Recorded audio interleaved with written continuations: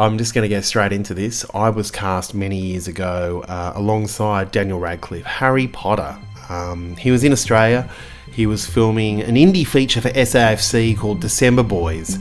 He was trying to break the shackles of, I guess, being a childhood Hollywood star and, you know, doing an indie feature, getting his shirt off, you know, I'm a sexy young man kind of thing. Anyway, we both got cast together in a Chemist Warehouse commercial because he was on a cash grab because you never know when your star's going to fall, as I've discovered. And so he was well aware of that even then as a young man, which I wish I was. But anyway, we were cast together in this Chemist Warehouse commercial. I'm going to give you the details of that before I talk about Daniel, who is a bit iffy. Anyway, so the Chemist Warehouse commercial was being filmed in the Northern Territory. They were going for an Egyptian-themed Chemist Warehouse commercial, and the thrust of the campaign was you can't get prices any lower than a Mesopotamian, which turned out to be very racist because the Mesopotamians were the slaves that built the pyramids, and so the ad was cancelled before it went out, so you can't find it anywhere. So if you wanted to Google my name and Daniel Radcliffe, you'll find nothing at all. Anyway, so I met with Daniel, and immediately when he saw me, he freaked out. He's just staring at me, and I couldn't work out why. And he'd never seen a real bald person before. If you don't know, I'm bald. And he'd never seen a bald man. And he's just staring at the top of my head. He'd been sheltered his entire life from anybody unattractive. Even in the Harry Potter films, like people like Hagrid and stuff like that, they get better looking body doubles to come in and act against them just to not freak him out. Also, I know a lot of you will be screaming, Voldemort, he's bald.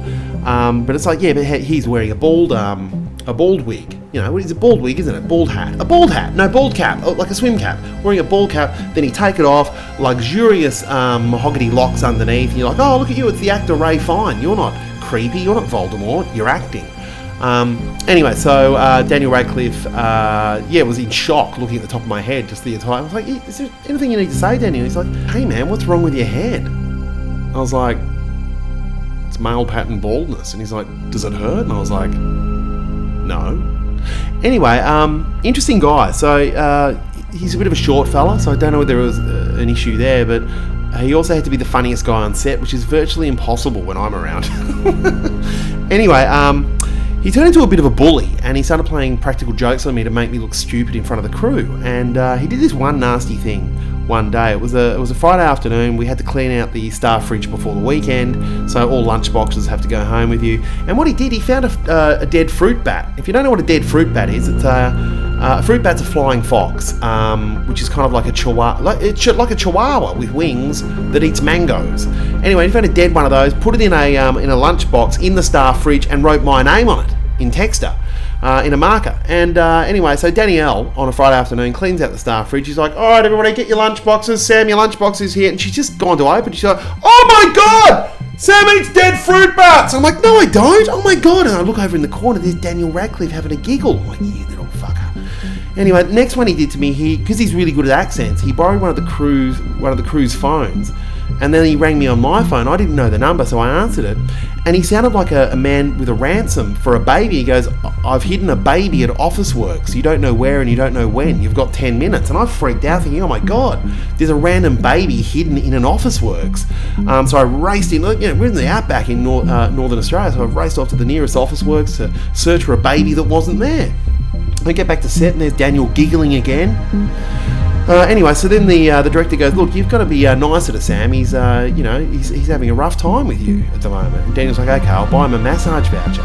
So what he did, he got a massage voucher, but it was printed up, and it wasn't like to a real massage house. So I followed the map to the massage house for the massage voucher, and I walked in. It was just a little tiny little blackened out room, and in the middle of the room was just a little post-it note with a little picture of a stick man giving me the finger, saying "Love Daniel." It's like, you fucking asshole. But this is where it took a really nasty turn. Now, he's a man of power, and it was a really hot afternoon. I was just wearing a little singlet, which is, I feel vulnerable with my body just like everyone else, and my nape was exposed, which is a very erogenous zone. So I'm just wearing a singlet, a tank top, if you will, my hot exposed nape. And Daniel, this man of power, had ordered in 6 fertilised quail eggs. Now this is really important, they were fertilised. And I noticed him walking around on set, and he was kind of like cradling something in his hand all around set for most of the day, and I didn't know what he was doing. Lo and behold, what he'd done, he got some Loctite gel grip, like a Yoo-hoo glue, and he'd dribbled some on the back of my neck whilst I was sitting down eating a sandwich. And I didn't feel it because I thought it was just a little bit of sweat that was dripping down because it was quite hot. But it's gel. It's not running like normal super glue. It's gel, and it's just sat there. And then what he did, he was holding the fertilised quail egg in his hand to keep it at body temperature so it would hatch, okay? And he stuck it on the back of my bloody neck, okay? I had no idea. And it's Loctite, so it's there straight away.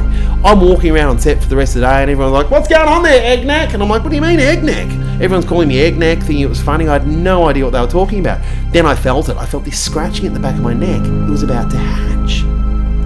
The quail egg was about to hatch, and I was like, "Oh my god, what is?" And I was like, "Oh my god, it's a quail! It's a baby quail!" Cheep, cheep. I'm looking at it. It's looking at me, and then over in the corner there's Daniel Radcliffe, and he's like, "Fucking check him out! It's a quail, mum! Fucking Sam's a quail, mum! Fuck you, quail, mum!" I'm like, "I'm not a quail, mum." Thing is, I was, because we'd imprinted. I'd looked at the quail, it looked at me. I'd looked back at it. I was a quail, mum.